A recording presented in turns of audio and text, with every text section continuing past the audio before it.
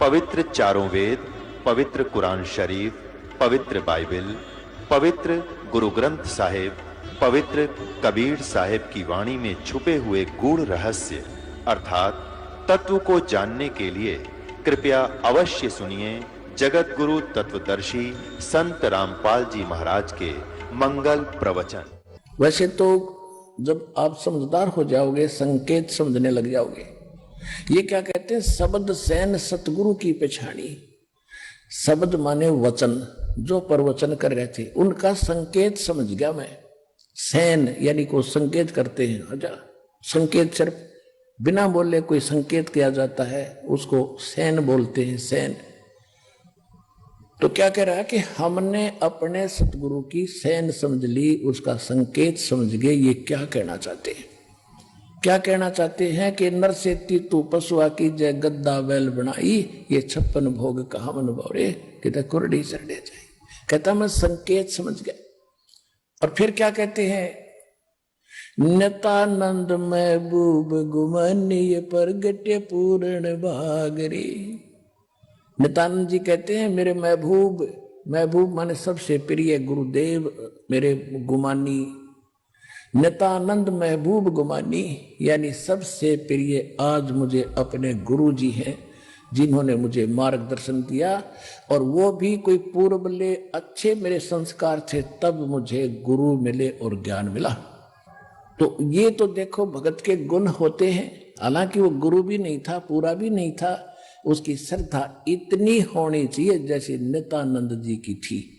यानी उस नकली से भी थोड़ा बहुत लाभ जो मिलना था वो ऐसे ही मिलना था। जन्म मृत्यु नहीं मिटेगी, लेकिन आपको तो सतगुरु मिल गए जो जन्म और मरण के रोग का दीर्घ नाश करेंगे।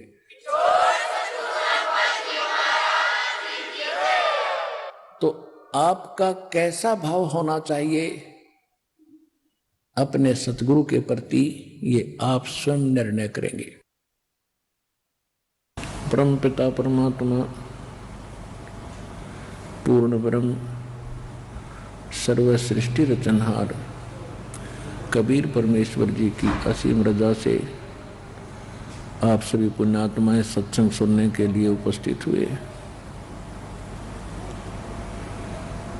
जिस प्राणी के बहुत ही पुण्यक्रम पूर्व जन्म के उनके साथ होते हैं, उनको ये सु अवसर प्राप्त होता है।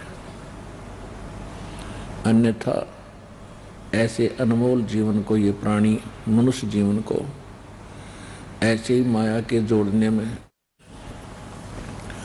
और सांसारिक परंपराओं को निभाने में, इसी में नष्ट करके आगे महाकष्ट को प्राप्त होता है। 84 लाख प्रकार के प्राणियों के शरीरों में ना जाने कितने कष्ट उठाता है, जंगलों में भटकता है, भूखा प्यासा गर्मी सर्दी, इनसे पशु पीछे पड़े रहते हैं, एक पल की चैन नहीं। जिन प्राणियों को ये मानव शरीर प्राप्त होता है, उनके ऊपर परमात्मा की विशेष रजा होती है। पिछले पुण्य कर्म बहुत ज्यादा उनके संग होते हैं। और मनुष्य जीवन प्राप्त करके जो प्राणी परमात्मा की भक्ति नहीं करते हैं, दुर्भाग्य है उन प्राणियों का। उसका कारण ये होता है कि उनको सत्संग नहीं मिलता। और सत्संग मिले बिना हमें पता नहीं चलता कि हम किस लिए जन्मे थे, हमारा मनुष्य जीवन का कर्तव्य क्या था। अन्य समाज के विचारों से हमने इतना अवश्य जान लिया कि निर्वाह के लिए हमने भरसक प्रयत्न करना चाहिए। यदि हम मेहनत प्रयत्न नहीं करेंगे तो भूखे मर जाएंगे, हमारे बच्चे नहीं पलेंगे। ये तो बात बिल्कुल सही है, लेकिन ये तो है संसार के विचार। अब हमें इस मनुष्य जीवन में यदि इतना ही कार्य करना था तो ये तो पशु पक्षी भी कर रहे हैं। मनुष्य भी अच्छी तरह प्यार से अपने बच्चों को पालते हैं। पक्षी अपने मुख में आहार लेकर आता है, अपने बच्चों को खिलाता है, अपने मुख से निकालकर बाद में स्वयं खाता है। तो हमसे भी ज्यादा लाड से प्यार से अपने बच्चों की परवरिश पक्षी भी करते हैं, और यही कर्म हम कर रहे हैं। तो मनुष्य जीवन का क्या लाभ हुआ? इतना ही कार्य नहीं था। अब सत्संग में आने से प्राणी को ज्ञान होता है कि मनुष्य जीवन का एक विशेष कार्य था। यदि वो कार्य मनुष्य जीवन प्राप्त प्राणी नहीं करता है तो उसका मनुष्य जीवन पशु के तुल्य है, पक्षियों के तुल्य है। जैसा क्रिया वो करते ऐसे ही ये स्वयं कर रहा है। आप जी के ऊपर वो कृपा हुई है जो परमात्मा ने आपको मनुष्य जीवन दिया। मनुष्य जीवन के बाद फिर आपको सत्संग प्राप्त हुआ। अब इसमें थोड़ी सी सावधानी की आवश्यकता है कि एक तो आप जी ने ज्ञान पूर्ण रूप से ग्रहण करना है। परमेश्वर ने आपको ऐसे स्थान पर लाकर खड़ा कर दिया है कि शायद असंख्य युगों के बाद आपको ये अवसर प्राप्त हुआ होगा। ऐसे स्थान पर ऐसे ज्ञान को प्राप्ति के लिए तुम आए हो, तो इसमें बड़ी सावधानी बरतनी है। ज्ञान ध्यान से ग्रहण करना है। यह सब प्रमाण दिखाए जाते हैं। आपको पहले शिक्षित इसलिए किया भगवान ने कि आप सदग्रंथों को स्वयं जान सकें, सत्य और असत्य का निर्णय कर सकें। अभी तक हम इसीलिए काल के जाल में फंसे रह जाते थे कि हम इन नकली और असली ज्ञान को नहीं परख पाए, क्योंकि हमें स्वयं ज्ञान नहीं था। तो परमात्मा ने इस कलयुग के इस समय में सबसे पहले हमें ज्ञान ही देना था, और ज्ञान देने के लिए आपको शिक्षित भी करना था। तो अभी 30-40 वर्ष से उरे दास देख रहा है कि कैसी बाढ़ सी आ गई शिक्षा की। छोटे छोटे 3-3 वर्ष के बच्चों को स्कूल भेजना शुरू कर देते हैं माँ बाप। तो परमात्मा की प्रेरणा है। शिक्षा से हम भगवान को पहचान सकते हैं, अन्यथा इस शिक्षा का कोई काम नहीं। अब परमात्मा प्राप्ति के लिए हमने असंख्य जन्म खो दिए, जंगलों में हम गए परमात्मा पाने की प्रेरणा पाकर। सारे जैसा भी हमें कोई मार्गदर्शक मिला, कोई गुरु मिला, उसके आधार से हमने भक्ति साधनाएं भी की, लेकिन हम मुक्त नहीं हुए। मनुष्य जीवन का मूल काम है जन्म और मरण से छुटकारा पाना। जब तक ये नहीं होगा तब तक आप कितनी भक्ति कर लो, जन्म और मृत्यु आपकी सदा बनी रहेगी, सदा कष्ट बने रहेंगे। पुण्य कर्म करोगे स्वर्ग चले जाओगे, पाप करोगे नरक चले जाओगे। स्वर्ग और नरक में पुण्य और पाप दोनों खाली करके फिर आप नए सिरे से पृथ्वी पर किसी पशु पक्षी या मनुष्य शरीर फिर प्राप्त कर लोगे, और उसके बाद फिर से वही पाप और पुण्य आपके इकट्ठे होना शुरू हो जाएंगे। तो ये असंख्य जन्म का ये झंझट हम झेल रहे हैं। अब ये सुअवसर प्राप्त हुआ है कि हम अब परमात्मा का ज्ञान ग्रहण करके जरा और मरण, जन्म और मरण, इनसे छुटकारा पा सकते हैं। उसके लिए एक प्रॉपर तरीका है। कोई भी कार्य हम करते हैं उसकी सफलता के लिए कुछ फार्मूले होते हैं, तो वो कंप्लीट फार्मूला इस दास के पास उपलब्ध है मोक्ष पाने का। यहाँ भी सुख, संसार में भी सुख, शारीरिक सुख, मानसिक सुख, और कोई 3 ताप का कष्ट हो वो भी दूर होगा यदि श्रद्धा से भक्ति आप करोगे। तो परमात्मा के ज्ञान को और भक्ति मार्ग को पहचानने के लिए, सत्य और असत्य का निर्णय करने के लिए हमने कोई आधार मानना पड़ेगा। बगैर किसी आधार से हम सत्य और असत्य का निर्णय नहीं कर सकते। तो उसके लिए हम किस चीज को आधार माने? अभी तक जितने भी हमारे धर्म गुरु हुआ करते थे वो सभी यही कहते थे कि हम अपने जो सदग्रंथ हैं, शास्त्र हैं, वेद है, गीता है, पुराण है, इन पवित्र सदग्रंथों से हम आपको ज्ञान सुना रहे हैं। अब जैसा उन्होंने वेद और गीता और पुराणों को जाना था, वो ज्ञान हमारे पास था कि हमारे धर्मगुरु ये बता रहे हैं कि वेदों में, गीता में, पुराणों में ऐसा लिखा है। उन्होंने क्या बताया था हमारे को कि ब्रह्मा, विष्णु, महेश और ये सभी अजरो अमर हैं। विष्णु और शंकर जी की भक्ति करनी चाहिए। ये अजन्मा है, इनके कोई माता पिता नहीं है।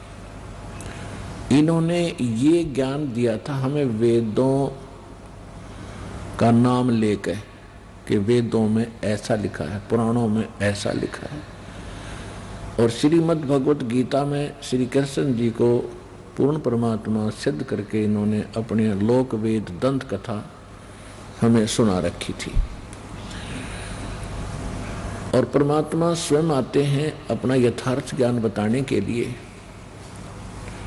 वो प्रत्येक युग में आते हैं, लेकिन उस समय हम परमात्मा को पहचान नहीं पाते, क्योंकि हमने ज्ञान गलत ग्रहण कर रखा होता है। और हमारी जो बुद्धि होती है वो इस बात पर टिकी होती है कि परमात्मा तो निराकार होता है।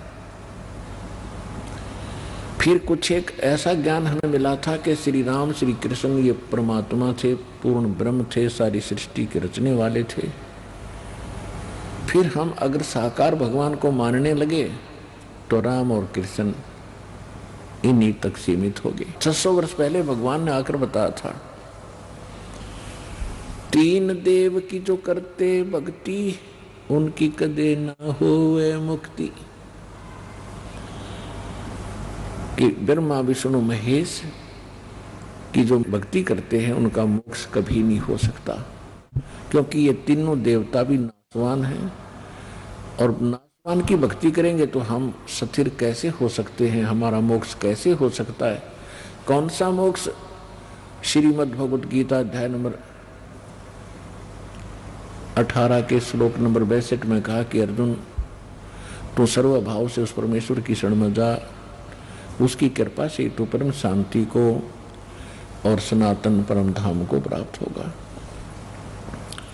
गीता अध्याय नंबर 15 के श्लोक नंबर 4 में कहा कि अर्जुन, तत्वदर्शी संत की प्राप्ति के उपरांत परमेश्वर के उस परम पद की खोज करनी चाहिए, जहां जाने के बाद साधक फिर लौटकर कभी संसार में नहीं आते, और केवल उसी परमात्मा की भक्ति कर जिसने सब ब्रह्मांडों की रचना की है। तो इससे एक तो ये सिद्ध हो गया कि गीता ज्ञान दाता से अन्य कोई भगवान है, और गीता ज्ञान देने वाला स्वयं कह रहा है कि उस परमात्मा की भक्ति करो, अन्य की नहीं करनी। और उसकी भक्ति से आप वो पद प्राप्त करोगे, वो स्थान प्राप्त करोगे कि फिर कभी जरा मरण नहीं होगा, फिर लौटकर संसार में कभी नहीं आओगे। अपने विषय में गीता ज्ञान देने वाला भगवान खुद कह रहा है कि अर्जुन,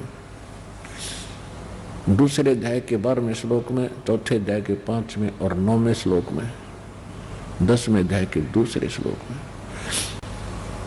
कि अर्जुन, तेरे और मेरे बहुत जन्म हो चुके हैं, तू नहीं जानता, मैं जानता हूं। इसे सिद्ध है कि गीता ज्ञान देने वाला भी नाशवान, तो उसके पुजारी अपय नाशवान। तो वो मोक्ष नहीं हुआ जो 15वें अध्याय के 4थे श्लोक में लिखा है कि जहां जाने के बाद साधक फिर कभी लौटकर संसार में नहीं आते। 18वें अध्याय के 62वें श्लोक में क्या कि उस परमेश्वर की शरण में जा जो पूर्ण मोक्ष देता है, उसकी कृपा से तो परम शांति को प्राप्त होगा और शाश्वत स्थान को प्राप्त होगा। शाश्वत स्थान माने जिस स्थान का कभी नाश ना होता हो, हम उसे सतलोक कहते हैं, और गीता में उसको सनातन परम धाम कहा है। तो सतलोक की प्राप्ति के लिए फिर उसने बताया है कि उस परमात्मा की शरण में जा जो ये मोक्ष तुझे प्राप्त कराएगा। उसके लिए चौथे अध्याय के 34वें श्लोक में कहा कि अर्जुन,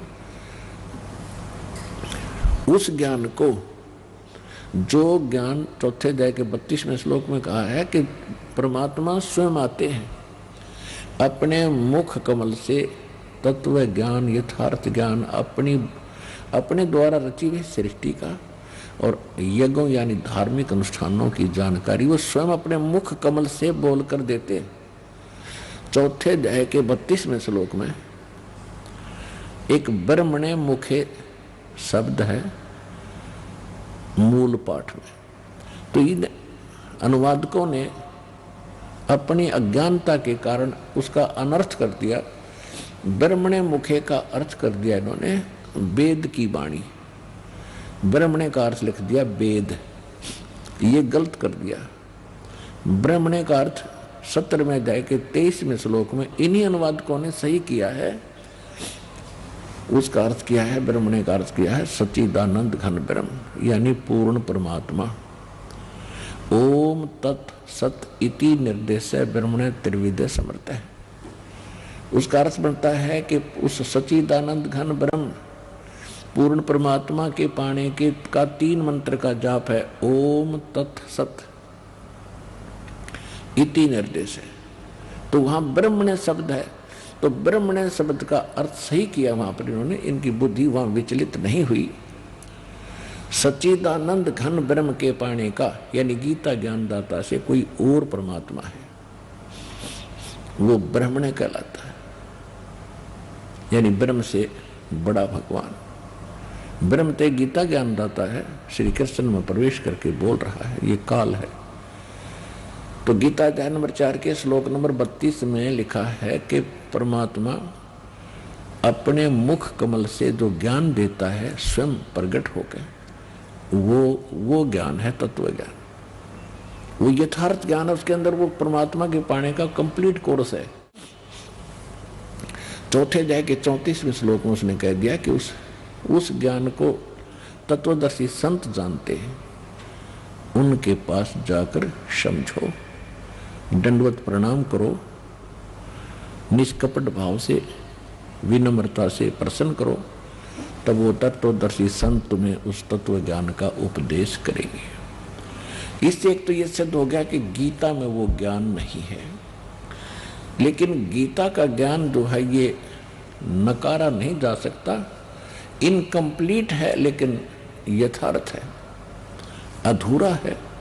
जैसे एक तो 5वीं कक्षा का सिलेबस होता है पाठ्यक्रम, एक 10वीं तक का होता है।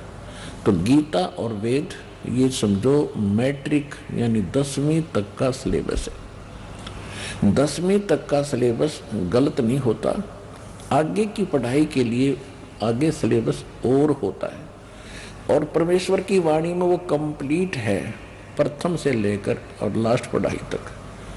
तो वो है तत्व ज्ञान। उस तत्व ज्ञान की प्राप्ति के उपरांत अपने को ना वेदों की आवश्यकता, ना गीता की, ना पुराणों की, ना कुरान, ना बाइबल की। क्योंकि वो ज्ञान ऐसा छुप गया हमसे कि उसको तो हमने गलत मान लिया, और जो गलत ज्ञान हमें प्राप्त था उसको हमने सत्य मान लिया। जबकि हमारे सदग्रंथ ये बता रहे हैं कि जो 600 वर्ष पहले परमात्मा कबीर जी बनारस में, काशी में एक जुलाहे की भूमिका करते हुए और ये ज्ञान भी यथार्थ बोला करते थे, उस ज्ञान के अंदर आज परमात्मा के ज्ञान में ये वेद और गीता वाला ज्ञान पुराणों का जो का तो लिखा है, और जिसकी ऑप्शन छोड़ रखी है कि उस तत्वदर्शी संत से पूछो, वो ज्ञान भी है उसमें। तो वो तत्व ज्ञान है, वो सूक्ष्म वेद है, वो 5वां वेद है। तो सूक्ष्म वेद परमात्मा ने स्वयं आकर बोला है। तो उस ज्ञान को, जो ज्ञान हमने रिजेक्ट कर रखा था अज्ञानी संतों ऋषियों की सुनी सुनाई दंत कथाओं से, उस यथार्थ ज्ञान को पहले तो पुराणों से, वेदों से, कुरान से, बाइबल से, गीता से आपको ये सिद्ध करके दिखाया है कि ये ज्ञान परमात्मा ने 600 वर्ष पहले कहा था, जो आज हमारे पवित्र बुक्स में, होली बुक्स के अंदर विद्यमान है, और जो इनमें नहीं है वो भी उसमें है। जिसम का ऑप्शन छोड़ रखा है कि उस तत्वदर्शी संत से पूछो, वो तत्व ज्ञान के अंदर विद्यमान है तो वो भी उसमें है। तो इन जो पवित्र इनकम्प्लीट हॉली बुक्स थी अपने पास, अधूरे सदग्रंथ थे, इनसे तो उस यथार्थ ज्ञान को कबीर साहिब की मुख से बोली वाणी को प्रूव किया है कि उसमें जो लिखा है वो 600 वर्ष पहले लिखा हुआ था, और आज हमारे सदग्रंथ जो इससे भी पहले के लिखे हुए थे उनमें वही ज्ञान है जो भगवान स्वयं बताया करते थे। जितना उन्होंने बताया उतना इनमें भी मिल रहा है, तो इससे सिद्ध हो गया कि वो ज्ञान सारा ही शुद्ध सत्य है जो परमात्मा ने बोला था। ये तो एक फार्मूला हुआ हमें एक थ्योरेटिकली सिद्ध करने के लिए कि हम सदग्रंथों से ये सिद्ध करते हैं कि परमात्मा कैसा है, उसका प्रमाण कहाँ है। तो दूसरा होगा हम एक प्रैक्टिकल जिसने किया है, तो प्रैक्टिकल के अंदर थ्योरी वही होती है जो पहले हमारी अवेलेबल होती है सिलेबस में, उस थ्योरी को ही देखकर हम फिर प्रैक्टिकल करते हैं। जिन महापुरुषों ने उसी सिद्धांत से जो प्रैक्टिकल किया, उन्होंने भी फिर वही बताया है कि परमात्मा कैसा है, कौन है, कहाँ रहता है। और जिस प्रैक्टिकल से या जिस साधन से, जिस फार्मूले से उन्होंने परमात्मा को पाया, उनकी अमृत वाणी में वो मंत्र लिखे हुए हैं कि हमने ये मंत्र जाप किया तो हमारा उद्धार हुआ। ये पूरा अध्यात्म मार्ग इन 2 पॉइंटों पर निर्भर करता है। एक तो हम अपने सदग्रंथों को सही मानते हैं, उसमें जो प्रमाण है, फिर हम उन महापुरुषों को भी सत्य मानते हैं, उनकी महिमा आज तक गाते सुनते आए, उनकी वाणी को भी अपने ज्ञान के आधार में लेते रहे सत्संग में। और उन्होंने कैसे भगवान पाया और कैसा बताया, और वही वेदों में मिला और वही परमात्मा की वाणी में मिला। तो इन सबसे मिलकर के एक निष्कर्ष निकल आता है कि ये तो भगवान है, इसके पाने का ये तरीका है। इसके अतिरिक्त और कोई साधना करते हैं तो वो व्यर्थ है। गीता अध्याय नंबर 16 के श्लोक 23 और 24 में स्पष्ट किया है कि शास्त्र विधि को त्याग कर जो मनमाना आचरण करते हैं, यानी जो सदग्रंथों में जो विधि लिखी है भगवान की भक्ति की, उससे हटकर जो अन्य कोई साधना करता है, जाप करता है, कोई क्रिया करता है, तो वो शास्त्र विरुद्ध है। और शास्त्र विधि को त्याग कर जो मनमान आचरण करते हैं, उनको न तो सुख होता है, न उनको कोई सिद्धि प्राप्त होती है, न उनकी गति होती है। तो इसे सिद्ध है कि व्यर्थ हुई वो साधना। और हमने कौन सी साधना करनी चाहिए? 24वें श्लोक में 16वें अध्याय के गीता में लिखा है कि इससे तेरे लिए अर्जुन कर्तव्य और अकर्तव्य की अवस्था में, यानी कौन सी साधना करनी चाहिए और कौन सी ना करनी चाहिए, सदग्रंथ ही प्रमाण है। किसी की दंत कथा पर विश्वास करके अपना जीवन नष्ट ना करना। फिर दूसरे अध्याय के 53वें श्लोक में श्रीमद् भगवद गीता में लिखा है कि जिस समय अर्जुन तेरी बुद्धि भ्रमित करने वाले भिन्न भिन्न प्रकार के विचारों से हटकर एक तत्व ज्ञान पर, परमात्म ज्ञान पर स्थिर हो जाएगी, तब तू योगी होगा, यानी भगत बनेगा, योग को प्राप्त होगा। नहीं तो तुझे कोई भी डगमग कर देगा किसी पॉइंट पर आकर के। तो जब तेरी बुद्धि भिन्न भिन्न प्रकार के भ्रमित करने वाले धार्मिक विचारों से हटकर एक तत्व ज्ञान के ऊपर, परमात्म ज्ञान पर स्थिर हो जाएगी, तब तू योग को प्राप्त होगा। तब तो तू योगी बनेगा, भगत बनेगा। योगी माने साधक, जो परमात्मा पाने की प्रयत्न करे। हमने योगी मान रखा वो जो केवल जो आसन करता है, ऐसे वैसे अटपट करता है। ये तो एक प्राकृतिक चिकित्सा होती है, ये योग नहीं है, ये योगी, ये भक्ति नहीं है। इसको योगी नहीं कह सकते, ये तो प्राकृतिक चिकित्सक है।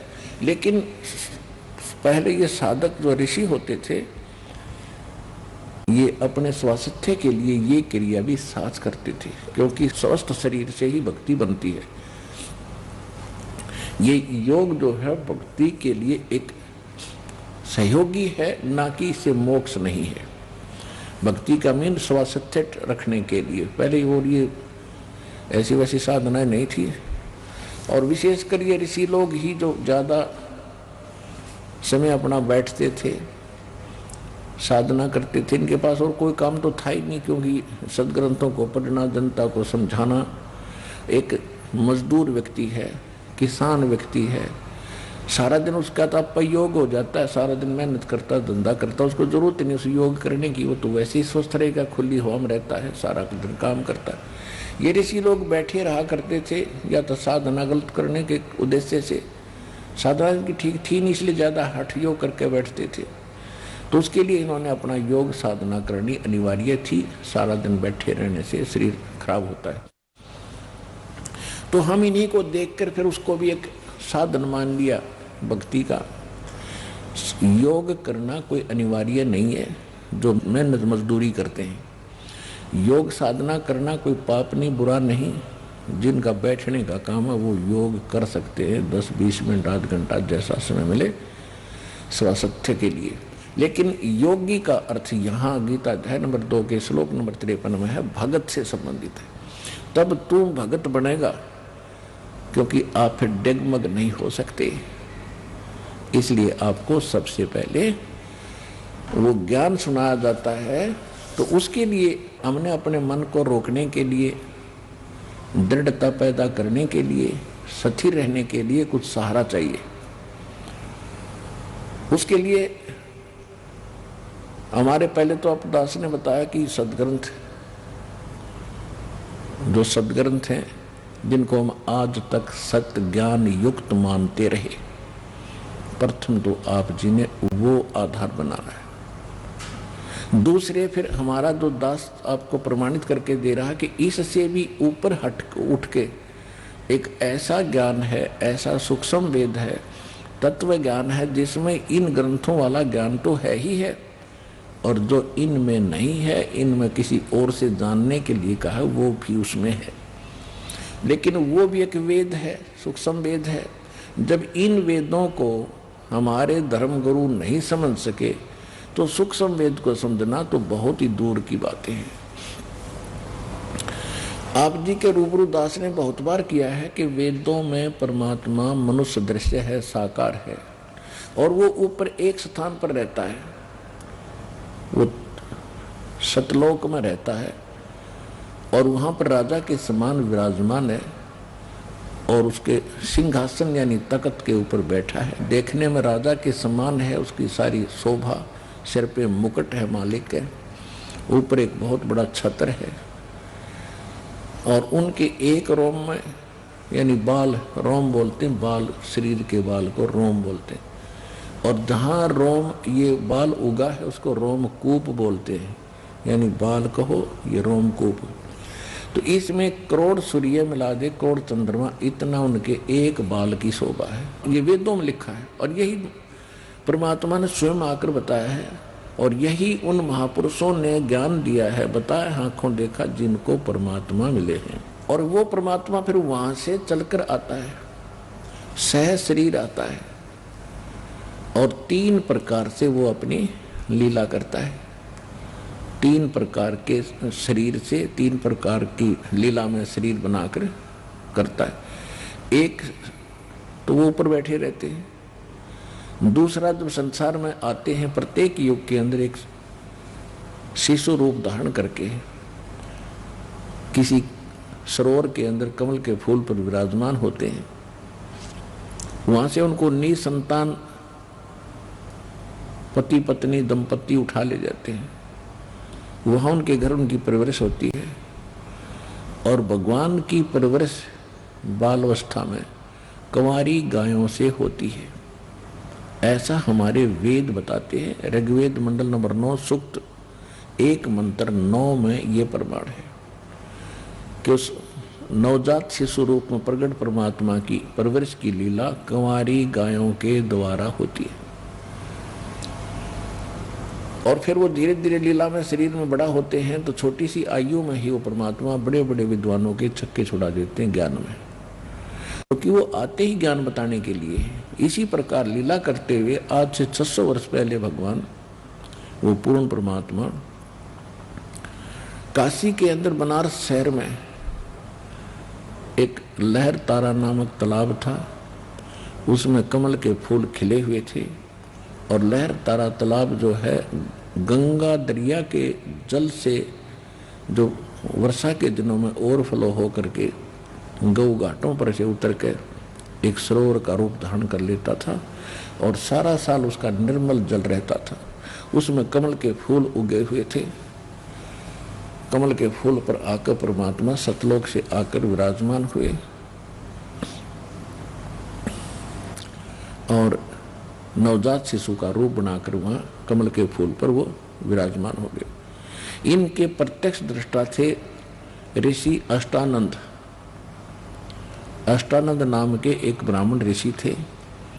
उसमें स्वामी रामानंद एक बहुत बड़े विद्वान माने जाते थे, वेद और गीता के पुराणों के। तो उनके शिष्य थे अष्टानंद जी। अष्टानंद जी प्रतिदिन उसी सरोवर पर स्नान करने के लिए जाया करते थे। गर्मी का मौसम था, ज्येष्ठ उतरते की पूर्णमासी, ज्येष्ठ सुदी पूर्णमासी को प्रतिदिन की तरह अष्टानंद भी नहाकर स्नान करके साधना करने के लिए तत्पर थे। उधर से परमात्मा सतलोक से नवजात शिशु रूप में आ रहे थे। उनका बहुत ज्यादा तेज था, जैसे तारा सा टूटता है। अष्टानंद जी ने देखा कि प्रकाश इतना गजब का प्रकाश किस चीज का है। जो है उसने चरम दृष्टि से देखना चाहा, उसकी आंखें बंद होगी, इतना नूर था, इतना तेज था। जैसे हम सूर्य की ओर देखते हैं तो हमारी चरम दृष्टि सूर्य को के प्रकाश को सहन नहीं कर पाती, आंखें बंद हो जाती हैं।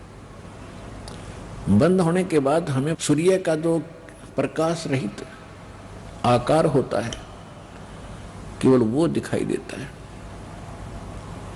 इसी प्रकार जब अष्टानंद जी ने ऊपर से आ रहे प्रकाश पुंज को देखा, उसकी आंखें उसको सहन नहीं कर सकी, आंखें बंद हुई, साइड में कर ली।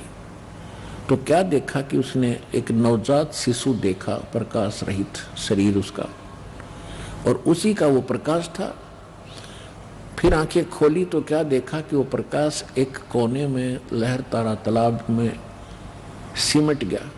अंधेरा था, ब्रह्म मुहूर्त यानी सूर्य उदय होने से लगभग 1.5 घंटा पूर्व की बात थी पहले।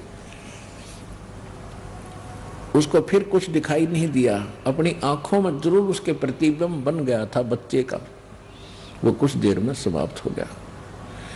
अब उसने सोचा भी ये तो बहुत ही अजीबोगरीब दृश्य मैंने देखा है। अब भगत साधक को कोई समस्या आती है भक्ति मार्ग में तो अपने गुरु जी से ही समाधान चाहते हैं। अष्टानंद जी अपने गुरु जी के पास चले गए, रामानंद जी के पास, अपनी शंका का समाधान कराने के लिए।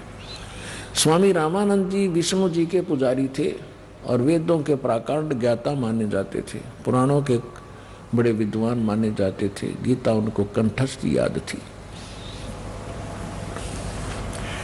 अभी विष्णु जी के जो पुजारी थे वो पंडित स्वामी रामानंद जी, तो आज तो आप बहुत आसानी से समझ सकते हो कि फिर वो कितनी वेदों को समझा होगा और कितना उसने पुराणों को जाना होगा।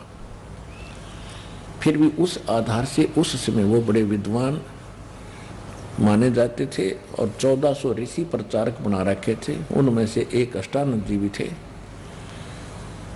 फिर परमात्मा कबीर जी की कृपा होने के बाद उसने 84 और बनाए थे शिष्य, 1484 शिष्य थे रामानंद जी के कुल मिलाकर।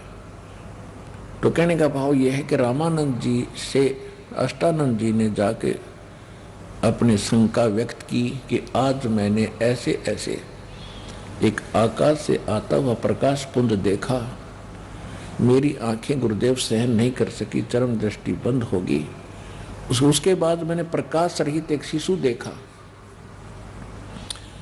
प्रकाश रहित शिशु का रूप की वो प्रतिमा सी बन गई मेरी आंखें आगे, वो देखी मैंने प्रतिबिंब। ये क्या कारण है मालिक, मैं समझ नहीं सका। ये प्रकाश मैंने तो देखा, उसके बाद नवजात शिशु का आकार देखा। ये कोई मेरी भक्ति की उपलब्धि है या कोई मेरा वैसे भ्रम है?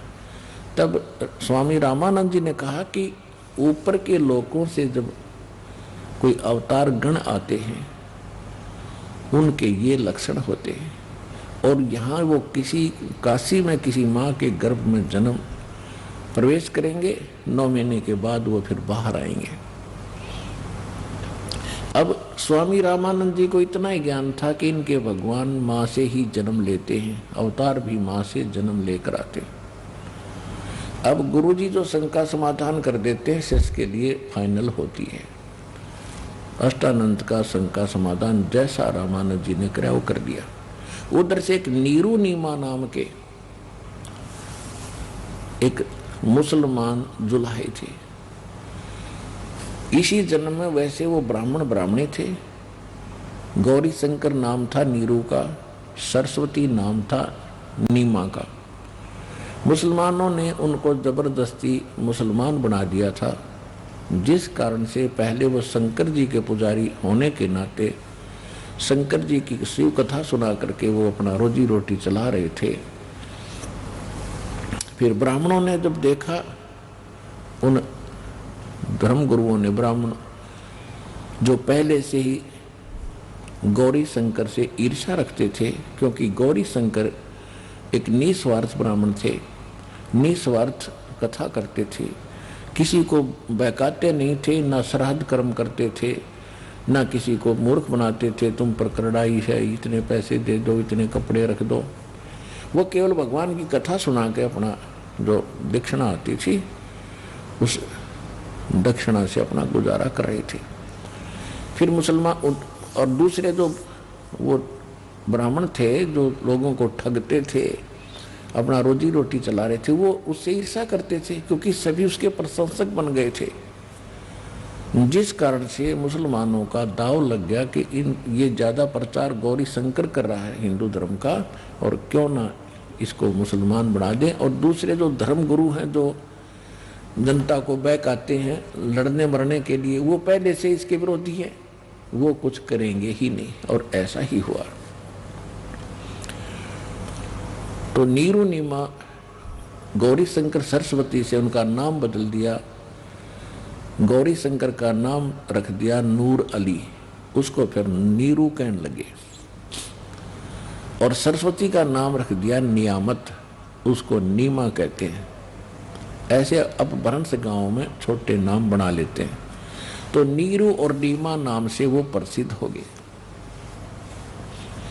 तो नीरू नीमा निसंतान थे, उम्र 60 के आसपास हो चुकी थी। भले ही वो मुसलमान बन गए थे, लेकिन फिर भी भगवान शंकर की याद उनको हमेशा बनी रहती थी। तो एक दिन नीमा ने विशेष उसी दिन स्नान कर, और उनको गंगा में स्नान करना बंद कर दिया, उस घाट पर जहाँ ब्राह्मण नहाते थे गंगा में। तो उनके लिए समस्या आ गई स्नान करने की, प्रतिदिन स्नान करना उनके लिए अनिवार्य था। तो वो भी स्नान करने के लिए प्रतिदिन उस लहर तारा तालाब पर जाया करते थे। जिस दिन परमात्मा वहां सतलोक से चलकर आए, कमल के फूल पर लहर तारा तालाब में प्रकट हुए, अष्टानंद जी ने उनको देखा। उसके बाद उसी दिन सुबह सुबह उसी वक्त उठकर वो दिल्ली आते थे ब्रह्म मुहूर्त में। तो नीरू नीमा दोनों अपने घर से चलते हैं कुटिया से। तो नीमा को पहले दिन कोई ऐसी संसारिक रिश्तेदार कोई उनके घर आ गई, उसने भी नीमा से पूछा कि आपके कोई संतान नहीं है? तो उसने कहा नहीं, संतान नहीं है। तो ये बात चली पड़ती है कि संतान तो होनी चाहिए थी, भगवान या क्या किया परमात्मा ने आपके साथ। कोई बच्चा है तो संसार में हिस्सा है, नहीं तो ऐसे ही दुखी होकर मर जाना है। ऐसा जन्म हुआ या ना हुआ बराबर है। तो जैसे संसार के विचार ऐसे ही होते हैं, लेकिन परमात्मा के अध्यात्म मार्ग के इसके विपरीत विचार होते हैं। यहाँ जिसके भी कोई संतान है, ये कोई वैसे नहीं है, लड़का है या लड़की है, या नाता रिश्ता कोई जुड़ा है, ये पिछले संस्कार हैं, पिछले जन्म का आपने किसी का लेना है, किसी का देना है, वो पुत्र पुत्री रूप में आपसे प्राप्त कर रहे हैं।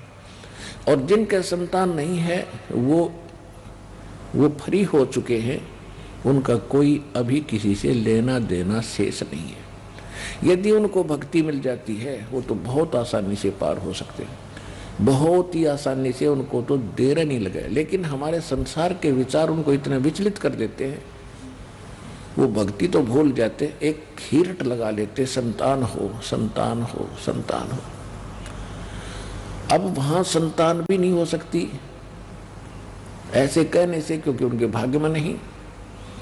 कहाँ कबीर परमात्मा पूर्ण ब्रह्म सतपुरुष की भक्ति परम संत उसके नुमाइंदे से लिए बिना, जैसे इस दास, यह दास आज के दिन विश्व में परमात्मा का वो कृपा पात्र दास है जिसके पास कंप्लीट भक्ति मार्ग है पूर्ण। और जो भगवान सुख देता परमात्मा इस दास के माध्यम से आपको सारे देगा, तो उसका विधान है। जो इस दास के अतिरिक्त या परमात्मा आए थे उसके अतिरिक्त अन्य कहीं भी भक्ति भी कर रहे हैं, और उनके कोई ऐसी आपत्ति है जैसे संतान के ऊपर बात चल रही है, तो वो वहां तो संतान उनको मिलनी ही नहीं, और तो वो रट लगाकर फिर क्या करते हैं, कोई बच्चा गोद लेते हैं किसी का। अब ठीक है, बच्चा गोद ले लिया, बड़ा होकर के बच्चा तो देखो अपना हो चाहे गोद वाला हो, अपने जिनकी संतान है उनको मालूम है बड़े होकर शादी होने के बाद बच्चे कितना उनके अनुकूल चलते हैं, वो अपने हिसाब से चला करते हैं। तो उसको अंत में जिन्होंने बच्चा गोद लिया है, अंत में उसका विवाह भी होगा, उसके बच्चे भी होंगे, वो फिर बूढ़ा बुढ़िया बाद में बैठ कर रोते हैं कि देखा आज हमसे ये ऐसा व्यवहार कर रहा है, हमारा अपना बच्चा होता तो क्या ये ऐसे करता। यानी फिर उससे भी छिक लेंगे, वो लास्ट में उससे भी तंग आ लेंगे। और फिर विशेषकर माई के मन में यह बात निकलती नहीं मन से कि भगवान मेरा अपना बच्चा होता, मेरा संतान नहीं हुई, इससे कसक में वह मर जाती है। अब काल कितना जालिम है, ये कुछ सुख तो दे नहीं सकता, दुख दे सकता पूरा। फिर वो क्या बनती है, वो बहन अगले जन्म में उसको कुतिया का जन्म मिलता है, क्योंकि संतान की भूखी मरी थी, कुतिया बन गई। अब काल मजे लेता है उसके के ले तो संतान पैदा कर करके छक ले, एक एक 8-8 एक एक 8-8 साल में 2-2 पूरे कर ले, अपनी कसर काट ले। फिर बनाओगा सूरी, उसने सूरी ले, फिर 12-12 इकट्ठे पैदा कर ले, ये भी तो संतान है, वो किनारी संतान थी। तो वह दुर्गति और मोल ले ली उस बहन ने, वहां भक्ति भी नहीं थी और वह संतान भी नहीं मिलनी थी। और यहाँ क्या होगा, भगवान के शरण में आने से एक तो ज्ञान होगा, अगर परमात्मा चाहेगा तो आपको संतान भी देगा। भगवान के हाथ में सब कुछ, एक मिनट में हाथ जुड़वा देगा भगवान। लेकिन यहाँ उद्देश्य आपका मोक्ष कराना होना चाहिए,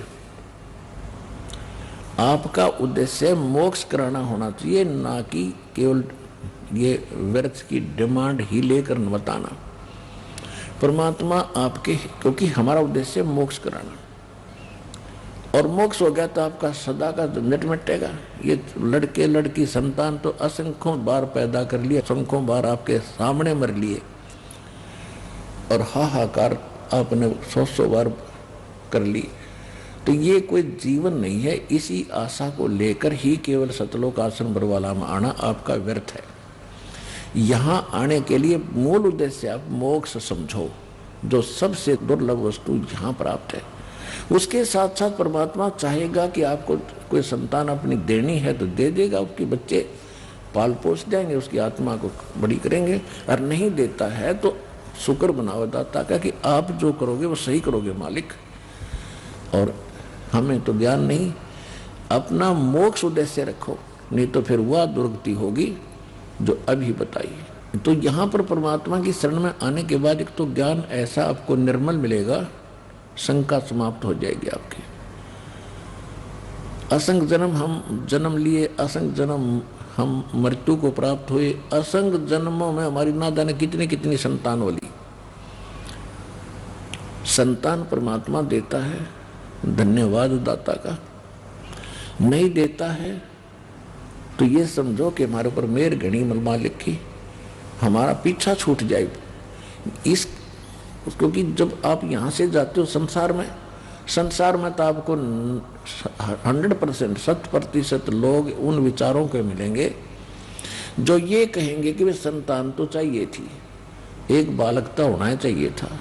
तो फिर उस बहन के, उस भाई के जो संतान नहीं है उनका फिर वो इंजेक्शन लगा देते हैं और वो फिर प्रेरित तड़फ जाते हैं बच्चों के ही लिए। तो उसकी उनके लिए यहाँ आना अनिवार्य है। परमात्मा चाहेगा तो पता नहीं कितनी संतान दे देगा। ऐसे ऐसे भी दास ने देखे जो 50 साल की उम्र हो गई थी, 55 साल की, तब उनको संतान दे दी।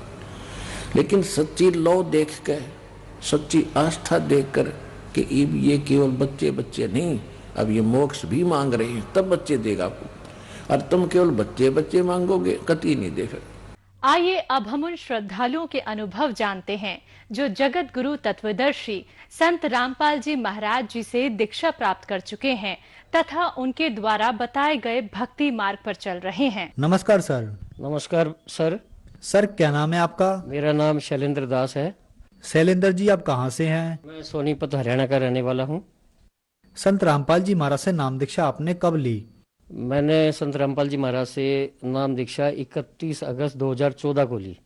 सर संत रामपाल जी महाराज से नाम दीक्षा लेने से पहले क्या आप कोई भक्ति साधना भी करते थे? जी, मैं पिछले करीबन 25 साल से भगवत गीता का रोजाना पाठ करता था, एक अध्याय का, और हनुमान जी की पूजा करता था, शिव जी की पूजा करता था और साईं बाबा को भी मानता था। मतलब हफ्ते में मैं 3 व्रत करता था और पूजा पाठ बहुत ज्यादा करता था। मतलब मैं काफी डिवोशनल हो गया था। सर फिर आप संत रामपाल जी महाराज की शरण में कैसे आए? संत रामपाल जी महाराज की शरण में जाने का कारण ये है सर, मेरे पिताजी को सन 2012 में कैंसर हो गया था, गले का कैंसर हो गया था खाने वाली नली में। तो उनका इलाज करवाया राजीव गांधी हॉस्पिटल दिल्ली से। तो लेकिन मेरे मन में तब से एक ही धारणा ये बन गई थी कि मेरी मदर जैसे है बहुत सामाजिक औरत, मेरे पिताजी बहुत सामाजिक थे और बहुत सीधे शरीफ आदमी थे। मेरे एक क्वेश्चन घुसता चला गया दिमाग में, ये रहता था कि मेरे माँ बाप इतने सीधे शरीफ हैं, मेरी मदर को भी घुटनों में प्रॉब्लम रहती थी, तो इतने सीधे सच्चे जो कभी किसी का बुरा नहीं किया, ऐसे लोगों के साथ इतना बुरा क्यों हो रहा है? मैं भक्ति भी करता हूँ, मेरे परिवार भी भक्ति करता है, और मैं जैसे जैसे इस भक्ति में बढ़ता चला गया हूँ वैसे मेरे को दुख बढ़ते चले गए। मेरे मतलब आर्थिक स्थिति भी इतनी अच्छी नहीं रही, कोई ना कोई टेंशन रहती ही थी मेरे ऊपर। तो बाद में मैंने फिर एक बार ज्ञान गंगा पुस्तक मुझे मिली कहीं से, तो मैंने पढ़ी भी, फिर मैंने छोड़ दिया था, उसको रख दिया था। लेकिन मेरे एक टेंशन बनी हुई थी कि भाई परमात्मा कहाँ है, ये भगवान की मैं इतनी पूजा करता हूँ, कोई साथ क्यों नहीं देता। तो फिर मैंने दोबारा उसको पढ़ना चालू किया। तो मेरे पास एक दिमाग में ये आ गया कि भाई ये कोई संत हैं जो इतनी अच्छी अच्छी बातें लिखी हुई है, इसमें कहीं इसमें कुछ ना कुछ है। तो मैं फिर अपने पिताजी को, अपने मिसेज, मेरे दोनों बच्चों को लेके मैं 31 अगस्त 2014 को बरवाला आश्रम में गया। मैंने फिर संत रामपाल जी महाराज से नाम लिया मेरे परिवार समेत। सर संत रामपाल जी महाराज से नाम दीक्षा लेने के बाद क्या आपको कोई लाभ भी प्राप्त हुए? हाँ जी, प्रथम लाभ तो यही है कि परमात्मा प्राप्ति हो गई। मैंने जितनी भी हमारी होली बुक्स हैं, ऑथेंटिक बुक्स हैं, गीता जी है, वेद हैं, सारे चारों वेद हैं, पुराण हैं, इन सब का अध्ययन किया। मोहम्मडन्स की जैसे कुरान मजीद है, कुरान शरीफ है, इन सबको टैली किया। मैं इतने जल्दी विश्वास में नहीं आया। मैं एक पढ़ा लिखा हुआ एक इंडस्ट्रियलिस्ट हूँ, मेरे पास 40 आदमी काम करते हैं आज। उससे पहले भी, ये तो 3 साल से मैन्युफैक्चरिंग कर रहा हूँ, उससे पहले भी मैं 20 साल से ट्रेडिंग कर रहा हूँ वी बेल्ट की। तो मेरे को हर तरह का ज्ञान था, लेकिन मैंने इतनी जल्दी विश्वास नहीं किया। मैंने तो हर एक चीज को टैली किया। उसके बाद सारी होली बुक्स भी यही कहती हैं। तो उससे मेरा निचोड़ यही है कि ये पूर्ण परमात्मा है, एक भगवान ही, एक मालिक ही ऐसा कर सकता है। वहां का सिस्टम देखा, ओहो, अपार इतने लोगों की भीड़ देखी, ये नहीं समझ में आ रहा था कि ये सिस्टम चल कैसे रहा है। लाखों आदमी श्रद्धालु वहां भंडारा कर रहे हैं, इतनी व्यवस्था, गर्म पानी की व्यवस्था, टॉयलेट में व्यवस्था। तो मतलब समझ में नहीं आया। एक दिन तो पूरा ये हो क्या रहा है, कैसे चल रहा होगा। मेरे फादर और हम तो दोनों यही बात करते रहे कि ये सिस्टम इतना चल कैसे रहा है। हम 4 आदमियों का जो व्यवस्था अपने घर की ढंग से नहीं कर पाते, भाई लाखों रुपया चाहे कमा रहे हैं फिर भी नहीं कर पाते, मतलब डर लगता है, नहीं हो पाती हिम्मत। और ये कैसे चल रहा है, इतना लाखों आदमी, सब कुछ सिस्टम चल रहा है। तो गुरुजी से ने दर्शन दिए। दर्शन में गुरुजी से मैंने संत रामपाल जी से अरदास की, मालिक देखो मेरे पिताजी हैं, ऐसे ऐसे इनको कैंसर हो गया था, आवाज चलेगी। तो संत रामपाल जी महाराज ने कहा कि बेटा मेरे पिताजी को कि तू भक्ति कर, तेरी आवाज भी खुल जाएगी।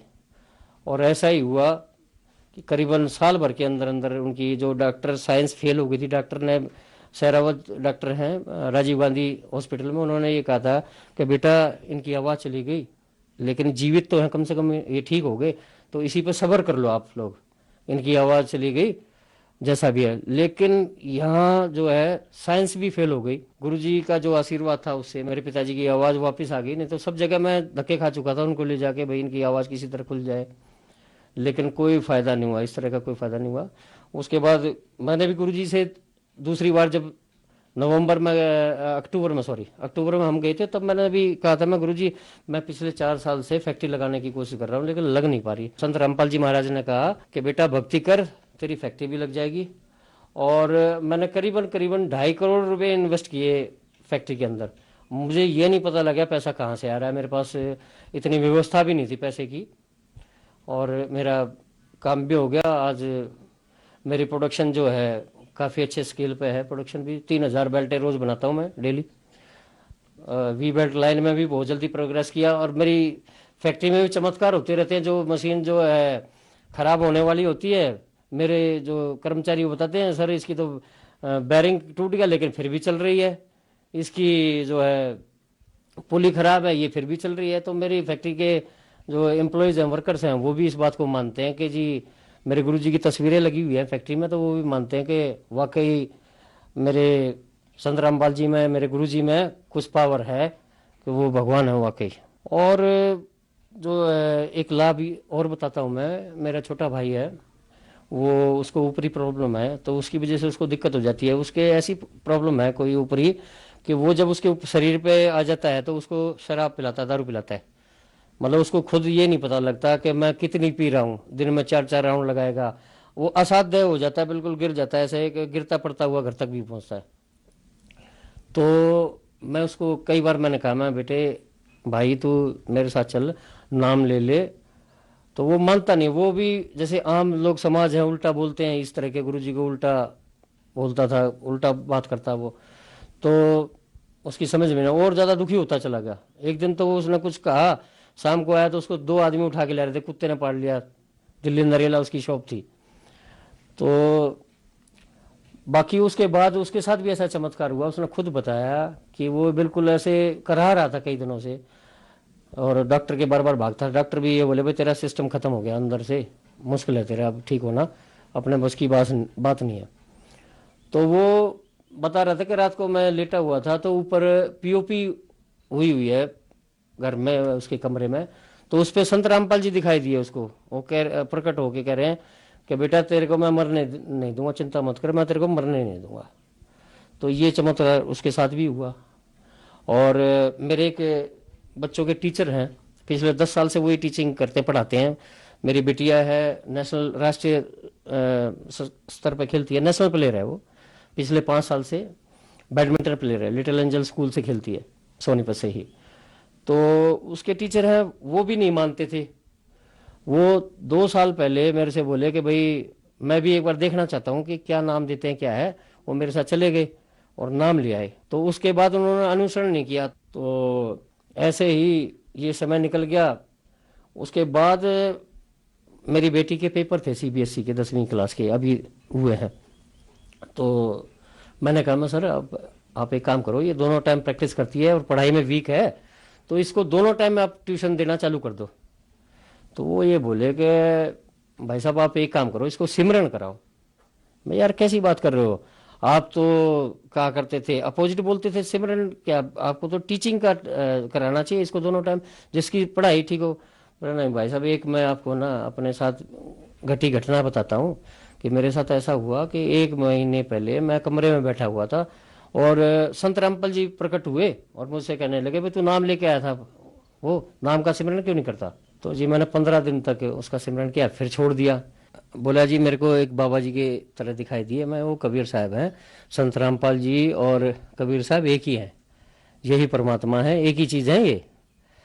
तो उसके बाद वो कहने लगा कि जी एक बार अभी लेटेस्ट 2-3 दिन पहले ही मेरे साथ एक और हुआ कि मेरी मिसिज और मैं दोनों करनाल जा रहे थे, हमारी गाड़ी थी हमारे साथ, और GT रोड पे गाड़ियों की चेकिंग थी काफ़ी, तो गन्नौर भी चेकिंग हुई, मैं निकल गया।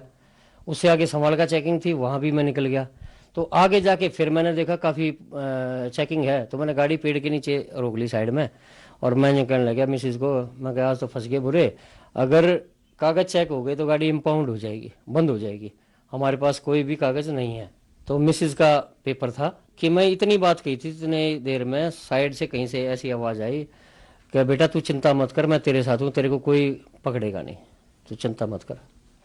तो मैं यही कहना चाहता हूँ कि मेरे साथ भी कई चमत्कार हुए इस तरह के। मेरे फादर की आवाज़ खुल गई, मेरी फैक्ट्री लगी, उसके बाद जैसे मेरे टीचर के बारे में जो बता रहा हूँ, ये चमत्कार हुआ। तो कुल मिला के क्या है, निचोड़ ये है, मेरा मानना है कि ये परमात्मा है स्वयं, जो कबीर साहब आए हुए हैं यहाँ पे, तो ये परमात्मा है। सर, संत रामपाल जी महाराज से नाम दीक्षा लेने के बाद आपको बहुत सारे लाभ प्राप्त हुए, तो जो दर्शक आज आपको टीवी पर देख रहे हैं, आप उनको क्या कहना चाहेंगे? अब सभी लोगों को यही संदेश दूंगा, भाई सभी आओ, ये पूर्ण परमेश्वर है। मैं कोई एक अनपढ़ आदमी नहीं हूँ, एक इंडस्ट्रियलिस्ट हूँ, एक व्यापारी हूँ। आम लोग ये समझते हैं कि भाई ये यहाँ बेवकूफ़ बनाते हो, ऐसा नहीं है। मैं एक सुलझा हुआ आदमी हूँ। तो मेरा यही कहना है आप लोगों से, करवत प्रार्थना, हाथ जोड़ के प्रार्थना है कि सभी जल्दी करो, ये समय बीता जा रहा है, जो ये जितना समय निकल जाएगा ये आप अपना दिन खराब करोगे। जल्दी से जल्दी आओ और संत रामपाल जी के शरण में आके अपना कल्याण करो। सर, कुछ लोगों का मानना है कि संत रामपाल जी महाराज ब्रह्मा विष्णु महेश की भक्ति छुड़वाते हैं, इन बातों के पीछे क्या सच्चाई है? संत रामपाल जी महाराज इन सभी देवी देवता ब्रह्मा विष्णु महेश की पूजा नहीं छुड़वाते, बल्कि शास्त्र अनुसार इनकी पूजा करवाते हैं। जो गीता, भगवत गीता में, गीता जी के अंदर भी विदित है कि शास्त्र अनुकूल साधना वो ये कराते हैं, जिससे सभी सर्व लोगों को सुख होता है। सर, संत रामपाल जी महाराज से नाम दीक्षा कैसे ले सकते हैं? संत रामपाल जी महाराज से जुड़ने के लिए 8-10 चैनल पे लगातार सभी, बहुत सारे चैनल हैं जिन पे इनके सत्संग आते हैं, उन पर टाइमिंग लिखी होती है, और एक पीली कलर की पट्टी चलती है इस पे, उस पे कॉन्टैक्ट, सारे फ़ोन नंबर्स वगैरह लिखे होते हैं, उससे संपर्क करके आप अपना एड्रेस पूछ के आप पहुंच सकते हैं, वहां तक अपना कल्याण करा सकते हैं। धन्यवाद सर। सत साहिब।